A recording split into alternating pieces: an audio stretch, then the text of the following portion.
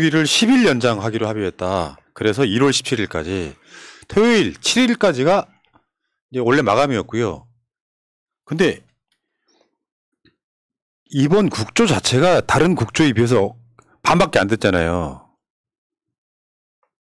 보통 국조가 3개월 한다고요. 60일. 근데 45일짜리였어. 근데 네. 그중에 한 5일을 국민의힘 때문에 까먹었어. 그럼 연장을 하려면 45일 더 연장해서 마치 정경심 교수 그 형 집행정지랑 비슷한 맥락 아니야? 무슨 10일 연장을 해요. 하려면 할 게 얼마나 많은데.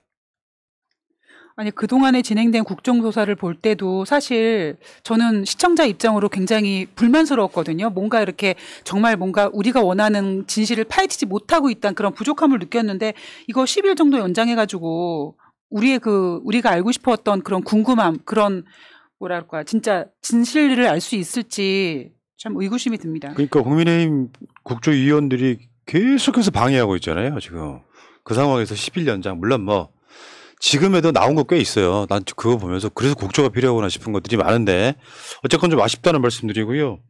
지금 어제 보니까 윤희근이 그 참사 당일날 술 먹었던 뭐 음주 논란 여기에 윤희근이 답한 게 뭐 저는 뭐 예를 들면 주말 저녁에 술 마시면 안 됩니까? 이렇게 답을 하더라고. 그 말할 때 그 말투나 그 표정 보셨어요? 겁나게 당당하게 얘기하는데 제가 너무 당황스러워가지고 정말 말을 잇지 못했습니다. 이 지금 현재 12구 참사 국조 특위가 진행되고 있는데 저는 이 10일 연장한 것이 얘기해 주는 게 한 두 가지 있다고 생각해요. 첫 번째는 뭐 이렇게 열심히 밝힌다고 해도 국민들 시선을 사로잡지 못하는 것이 명확하게 사실 진상규명할 것이 너무 선명한데 그것에 대한 뭐 책임자들이나 뭐 정부나 모두가 모면하고 은폐하기만 급급하니 더 파내기도 힘들다. 이게 하나 있는 것 같고요.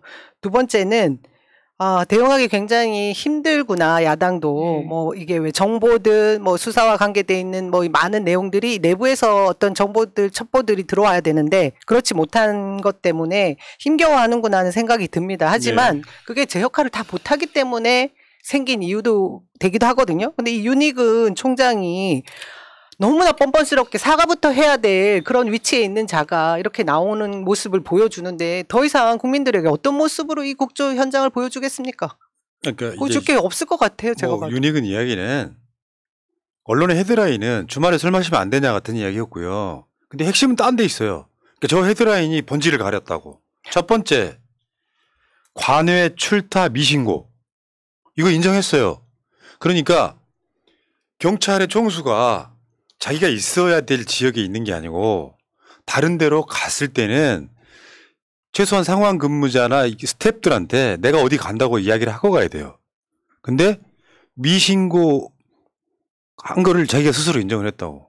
이게 가장 큰 문제인데 경찰 총책임자가 관외 출타하면서 어떤 신고도 하지 않아 군대로 말하면 탈령입니다. 이게. 책임져야죠. 네. 징계를 받든. 더 재밌는 거 골 때리는 게 그 유삼룡 총경 징계할 때 중징계했거든요. 3개월 정직. 중징계하면서 그 중징계한 두 가지 이유 중에 하나가 관외 이탈 세미나. 관외를 그러니까 이탈해서 세미나 했다라고 하는 게 중징계예요.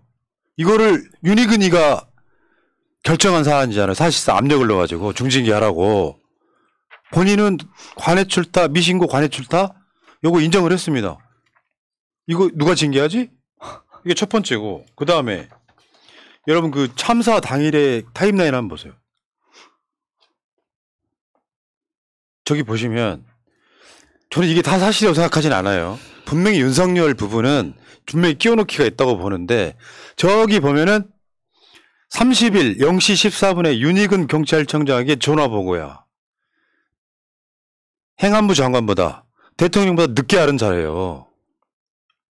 이 건이 수리 본질이 아니라 상황 전파가 안 된 것이 문제예요. 더군다나 윤희근은 여러분들 아실 만한 분들 아시겠지만 당일날 부적절한 술자리 의혹이 있습니다.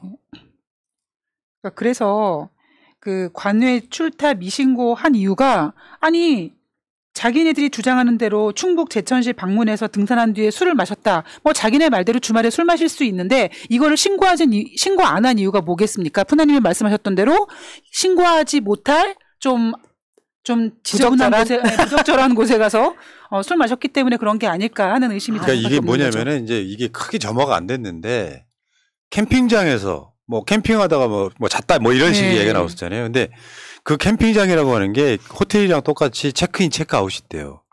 거기에 이제 체크인 된 건 맞는데 체크아웃 된 기록이 없어. 간단히 말해서 경찰 총수가 지방에 내려갔어요. 그 지방에 자기 뭐 고향이라고 그랬죠. 제천인가 어디. 거기에 제천 경찰서 관계자들을 만났다는 의혹이 있는데 그 관계자들이랑 같이 어디서 여성 나오는 술집에 갔다는 의혹이에요. 뭐 저는 사실일 거라고 생각하지는 않지만 이런 의혹이 있잖아요. 근데 여기 뭐 저는 뭐 주말에 술 마시면 안 됩니까 같은 소리를 하고 자빠졌다. 두 가지 문제가 있대요. 자, 그렇게 말씀드리고 그리고 이번에 보니까 청문회 도중에 갑자기 국회의원이 사라져요. 이것도 한번 이렇게 SBS 보도로 이렇게 드러났는데 청문회 도중에 어디로 갔나 했더니 국민의힘의 국조위원 전주혜가 청문회 도중에 순서도 바꾸고 지역구 행사를 갔어. 국회의사당에서 강동 아트센터까지 약 30km쯤 되는데 거기를 왔다 가네. 야, 정말 훌륭하다 진짜. 아니 저 행사가 뭐 엄청나게 다급하고 뭐 위급하고 뭐 이런 행사면 저도 뭐 그럴 수도 있겠지. 무슨 행사였을까? 저도 이제 지역을 근거한 정치인이니까. 근데 내용을 들여다보니까 강동 아트센터에서 그냥 신년 인사하는 뭐 그런 행사였더라고요. 거기 굳이 새롭게 뭐 임명된 뭐 이렇게 선정된 지역위원장이라고 해도 굳이 그때 인사 안 해도 되는 자리입니다. 근데 얼마나 국민의힘의 지금 국조위원들이 이 국조위를 그냥 허술하게 대충 시간만 때우고 있는지를 보여주는 대표적인 사례죠. 그러니까 시간만 때우는 것뿐만 아니라 그냥 방해하려고 들어온 목적이 너무나 분명해 보이는 거죠. 최근에 허은하 조직위원장 우리로 따지면 지역위원장 떨어졌잖아요. 전주에는 됐거든. 최근에 강동갑 조직위원장이 됐는데 지역구 관리가 애가 타는 거지. 그쵸. 사실 아마 정치인들 이 지역구만 해도 보면은 무슨 행사 있으면요. 현역 국회의원, 지역위원장 뭐 올 사람 다 와가지고 인사를 한 번씩 해요. 해봤죠. 계속 그렇게 하고 있죠. 눈도장 안 찍으면 지역에서 열심히 안 한다고도 핀잔을 듣고 하니까.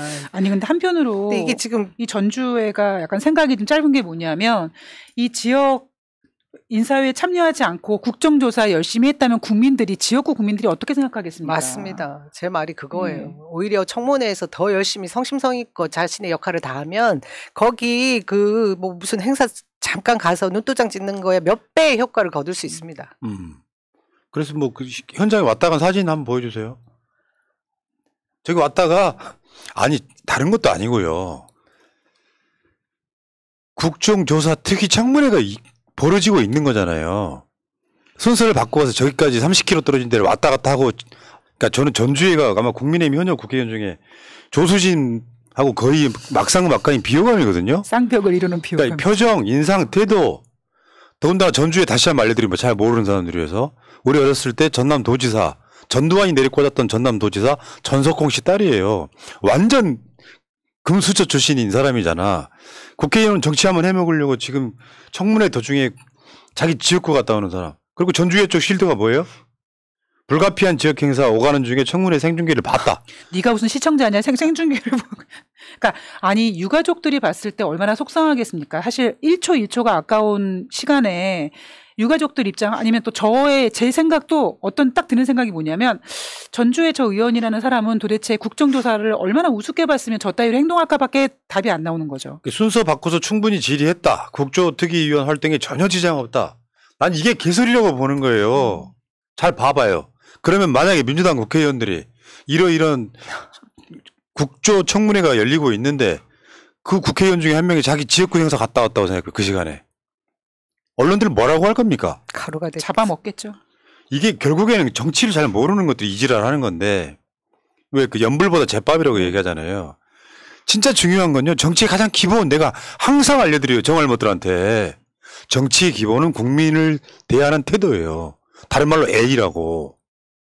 그러면 이런 논리라면 청문회 의원들 자리 싹 비워도 되겠네요. 왜 비우면 안 되냐면 그 흐름이라는 게 있잖아요. 진정성 있게 청문회를 하려고 하면 내가 준비한 질문과 상대방이 준비한 질문을 다 알고 있습니까? 그 흐름상 뺄 질문을 빼고 넣을 질문을 넣으면서 같이 봐줘야 흐름을 따라가지. 이게 미친 게 아니고 이게 가능한 얘기예요?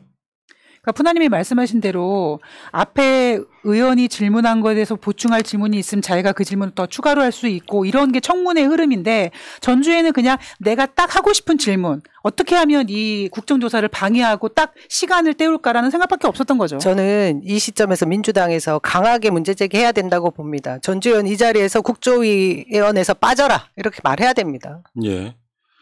자, 그거 말고도요. 이번에 보니까 서울경찰청하고 용산경찰서하고 진실게임을 하고 있는데 답은 사실 뻔하거든요.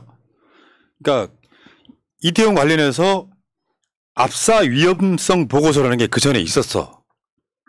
근데 이게 있었어도 그 참사가 났다고 하면 문제가 될까 봐 삭제 지시 의혹이 있어요.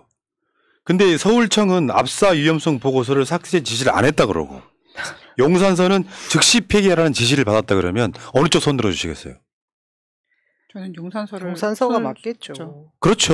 용산서가 없는 지시를 받았다고 하겠습니까? 아니 오히려 진짜 만약에 없앴으면 나중에 큰 책임을 질 수 있는데 없애라고 해도 사실 이거 혹시 나중에 문제될 수 있을까 그러니까 좀 남겨놓을까 이런 마음이 들 텐데 당연히 서울청이 잘못한 거라고 생각하죠. 저는 지금 이 윤희근 총장의 말도 그렇고 이 서울청의 얘기도 그렇고 일관되게 대통령 그리고 뭐 행안부 장관 윗물이 맑아 아랫물이 맑다 이 얘기가 딱 떠오르지 않습니까? 위에서 초질간 뭐 이 사건에 대해서 이 사태에 대해서 뭐 은폐하려고 하고 책임 물지 않게 계속해서 책임 소재 다른 곳으로 돌리고 이러다 보니까 위에서 책임져야 될 당사자들은 계속해서 거짓말과 그러니까 책임 회피만 하고 있는 그런 상황이죠. 이들도 네. 그 다름 아닌 것 같아요. 그리고 그런 이유가 이상민이 계속 자리에 유지하고 있으니까 계속 네. 저렇게 되는 거겠죠. 지금 그 서울경찰청 당시 정보부장 박성민 그리고 용산경찰서 전 정보과장 김진호